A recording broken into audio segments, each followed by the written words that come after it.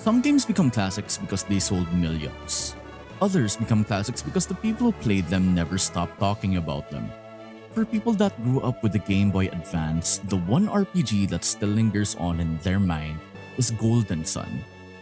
Even decades later, fans still beg Nintendo to bring it back. And honestly, it's not hard to understand why. Released on the Game Boy Advance in 2001, Golden Sun was developed by Camelot, the same studio known for the Mario sports games.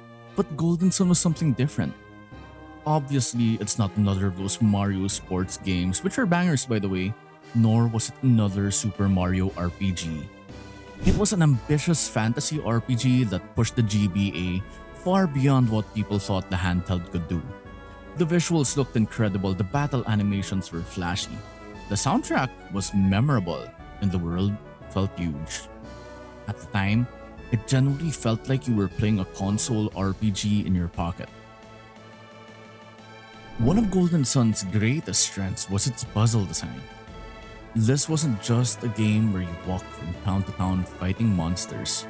You used synergy abilities to interact with the environment. Moving pillars, reading minds, manipulating water, solving dungeon mechanics. It gave exploration a sense of adventure that many RPGs lacked. The Djinn system also made customization surprisingly deep. Players could experiment with classes, elemental affinities, and summon combinations. For a handheld RPG at the time, that level of flexibility was impressive. Golden Sun also benefited from growing up alongside Nintendo fans. For many people, it became part of their childhood gaming identity. And because the series eventually disappeared, nostalgia only grew stronger. Fans kept asking for Isaac and Smash Brothers. Fans kept replaying the games. Fans kept making videos, theories, and retrospectives. And the interesting thing is that many newer Nintendo fans eventually discovered Golden Sun through internet discussions alone. That's rare for a dormant franchise. Usually when a series disappears, public interest slowly fades away.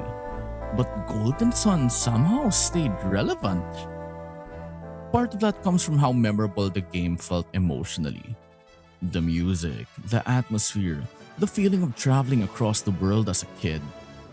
Those memories stuck with people. Golden Sun became one of Nintendo's most requested dormant franchises.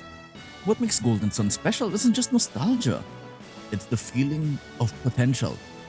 Seriously, when you look at this sprite work, you can feel the amount of love and detail that went into creating them.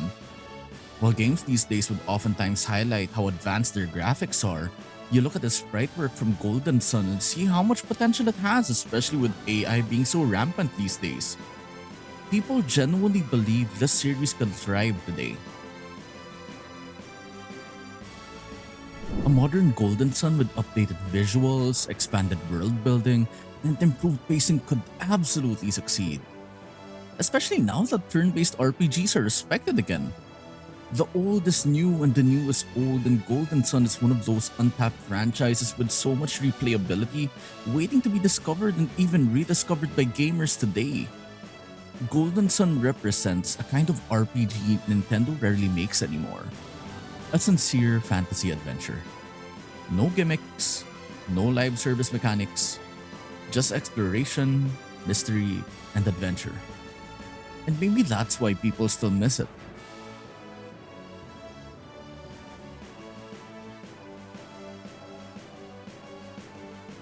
And you know what? Probably the kick-ass music that still needs more representation in the current day, or placed in another Smash Brothers game? That warrants discussion for another time, but let's talk about the then, right now. Did you grow up playing Golden Sun? Was it one of your favorite games as a kid? Would you play it again in its entirety, or would you rather have a continuation after the last game in Golden Sun Dark Dawn and the Nintendo DS? Let us know in the comments below.